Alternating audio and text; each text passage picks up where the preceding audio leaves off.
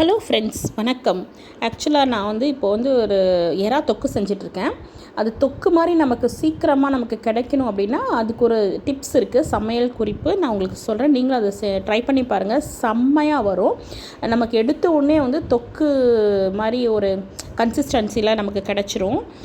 Onion இருக்குது இல்லைங்களா, அதை நம்ம கட் பண்ணி வதக்குனா ரொம்ப லேட் ஆகும். கட் பண்ணி வதக்கி அதுக்கப்புறம் அது நல்லா வதக்குனா தான் நமக்கு இந்த கொல கொலன்னு ஒரு கன்சிஸ்டன்சி, தொக்கு கன்சிஸ்டன்சி கிடைக்கும். அதுக்கு பதில் நீங்கள் என்ன பண்ணுறீங்க அப்படின்னா, ஆனியனை ஒரு 4 பெரிய ஆனியன் நல்லா எடுத்துகிட்டு நல்லா கழுவி தோலெல்லாம் உரிச்சிட்டு, நம்ம கேரட்டு துருவோம் இல்லைங்களா, இதோ இங்கே பாருங்கள், அந்த கேரட் துருவுறது. இதில் நல்லா ஆனியனை நீங்கள் துருவிடலாம். கேரட் துருவுற மாதிரியே துருவிட்டீங்க அப்படின்னா ஆனியன் நல்லா சின்ன சின்னதாக கிடச்சிரும்.